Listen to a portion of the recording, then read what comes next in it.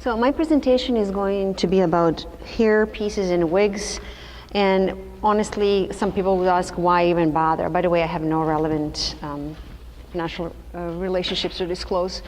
When the patient comes in, and you have a question: do I restore hair? Do I cover? Do I camouflage? What do you do? So in some ways, when the patient presents himself to your office, there are questions. So how do you look at it is, if the patient is a good candidate, it's easy to do hair restoration. It's easy to restore if you have a good donor hair. But what happens if someone shows up and he's not the good candidate? So think about if someone is young and doesn't have a donor hair, would you even attempt doing something? This patient had a procedure done in a crown, in a hairline, lost in between, and it looks terrible. So now he's stuck with 2 patches of hair loss in between, even though he's on medication and trying to do everything to slow down the progression, he can't. There's a certain number of patients don't respond well to the medication, so you can't be totally counting that everything is okay. He's only 26, and what now? So if this is the similar patient, this is a taken picture from the hairpiece world, but he is a good candidate for hairpiece. Why not? Not everybody is a good candidate for hair transplant, so you have to know that. So this is when we look at the hair pieces, this is what we think. This is what they look like, but actually they look much better. Today they can look very natural. They can have a natural hair woven, so what they do is they take a tiny mesh that is almost transparent film, and they weave hair inside of that mesh. So when they put it on a head, it looks very natural. You can see even scalp through. You can't see, it's called a lace front, and it can really look natural. So it's not what you think it was. This is not the hairpiece of today. This is what it looks like. So someone can be advised to go and have a hairpiece. Not everybody is a candidate. How are they done? So there's a base, there's a hair woven through it. It could be synthetic hair, it could be natural hair. There's a cost involved in synthetic hair is less expensive. They have to have several hair pieces, at least 2. So it's hair piece, hair unit, those are the terms used in the industry. So what they do is they place one, they attach it to the scalp. There are several ways to attach, so they have to shave a rim, and then they put the system on, so it's glued to their skin, and usually glued to hairs because it takes better than just gluing to the bald skin.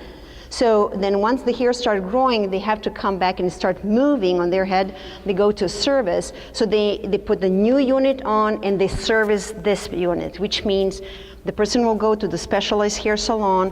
There's a special liquid they take. I'm sorry, I'm moving out of your view. There's a special liquid they use to take the unit off, and then they put the new unit on, and this one is clean, trimmed, color, prepared for the next service. Does that make sense? So, and then they could be attached by glue. They could be a tape, so they can take it off at night. Most of them are not taking it off. They stay permanently fixed until the next service, which would be 4 weeks. Yes, they wash hair, they can swim, they can have a normal lifestyle with it. Synthetic hair looks less natural, but it doesn't fall out as a natural hair. When the hair piece is made with a natural hair, it looks more natural, but it fades with the sun, it fades with the washing, so it requires more investment because it costs more. You need, let's say, 4 units over the year in comparison to 2, roughly speaking, okay? And so why all these people wear hair system? Because they don't have enough donor hair, they want higher density. There's a lot of people who wear hair system and are not the candidate for hair transplantation. What can you do, and why is this important to kind of mesh with hair transplantation? 2 limitations. One is, for example, in women who have a limited donor hair, want a lush hair, you can do the hairline, because the thicker the unit, the harder it is to create a naturally looking hairline. So you want to transplant the hairline, and then they can put a thick unit behind, because women want a lot of hair. And you can make a natural looking hairline with thinly made unit. And the other limitation is the temporal point. They can, when someone is receding and need the hairpiece, that means they usually lose temporal point and the temporal or hairline is receded. So the hair system doesn't match, it looks like a lid. So what you could do is you can combine by restoring the temporal point, and then that would be addition to the hair transplant. How you transition. If someone comes who wore hair system, he's still a good candidate, he didn't know he was a good candidate for hair transplant, you can transition that person out of hair system by doing hair transplant, but there's a certain things you need to know how to handle that transition time so they don't destroy the transplant. So let's say someone wears a hair system, they take it off, they won't be gluing it, they start clipping. There's a certain ways you can touch with a clip, and they can take it off at night, clip it back to their hair at morning. They can resume normal hair and a lifestyle with wearing their system until transplanted hair grows in, and they then transition. So they can put the hair system back on 7 days after. They have for 2 weeks, they have to remove it daily, and then they can go back and attach it permanently. And then it takes about a year to transition from someone who has a certain hairstyle to your transplanted hair being grown enough for them to don't look totally different, right? If someone has hair and then show up one day without hair, so at least they can wear a system until they can transition with the fully grown transplanted hair. Complications, it could be infection. It could be because if the system is not clean, you make sure that they clean the system. Suboptimal growth, because maybe they didn't keep it clean enough, maybe there were scabs underneath, so you have to be vigilant when they're putting hair system back on. And they can do a traction alopecia. They can tape that system, and as the hair is growing in a phase of first few months, they can glue it on a transplanted hair, pull it out, glue it on transplanted, pull it out, and damage your work. So you have to be vigilant, but it is possible. So at the beginning I said, what we start with, do I restore, do I give them something to cover, which is a hairpiece, or they can camouflage. If someone has thin hair, there are camouflaging products that can be used to create the illusion of higher density. And this is used sometimes in combination with hair transplantation, sometimes in preparation for hair transplantation. And there are two types of camouflaging products, one that's linked to hair and the one that covers the scalp. But the idea behind it is you want to decrease the discrepancy in color between hair color and the skin color. So the one that they're either bonding to the hair, there are several products. There is Bumble and Bumble. Then there is Nanogen and Topic. Topic is the most commonly used and mostly known.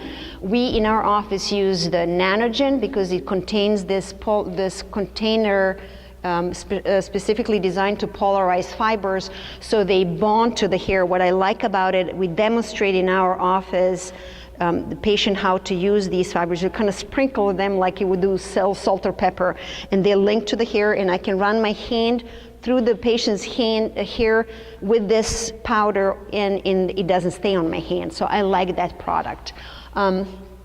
Women are big on using these camouflaging products. And the other type of product goes and covers the scalp. So the scalp becomes the same color as the hair, but I like the fibers better because they create more volume. The coloring of the scalp does not provide volume to the hair. When do you use it? You can use it after surgery. 5 to 7 days. Usually we wait until the scabs are totally gone. I usually wait 7 to 10 days for the camouflaging products, make sure that they wash them off. When everything is clean, the scabs are gone, they can use it. Make sure that wash it out every day. And if they're applying Rogaine, they have to apply Rogaine after 10 days and then do the camouflaging products. And they can be used to camouflage scars. They can create the illusion of density. And sometimes we use it as, like if someone has a post-operative effluvium, that camouflaging product helps them until the hair grows back in. Another thing that is now emerging as adjacent to hair transplantation and that helps hair look better is scalp micropigmentation, where it's like a medical tattoo, and it is the technique deposits pigment into the scalp and helps blend scars better. Or this is popular where there's like a shadow created illusion of hair.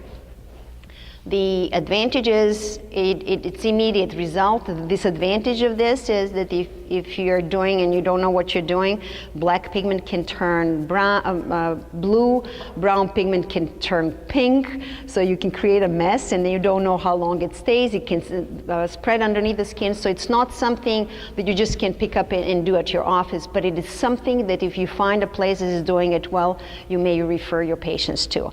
And another thing with scalp micropigmentation, it's a two-dimensional. It gives a flat kind of visual, as if the head was shaved. So the person has to shave head all the time. So if someone has a rim of hair, a little bit of hair on the top, you can do scalp micropigmentation in between existing hair. They keep everything short and looks like a fuller shaved head. But they can have grown hair here and a dots on the top. So it requires always short hairstyle. And yeah, and the hair turns white over time, and they end up with these dark pigments underneath. So it is something that can complement, but with limitations. And at the end, you ask yourself, when do you do, why? And so to summarize this, not everybody is a good candidate for hair transplantation. Know that the hair systems have come long ways like anything else.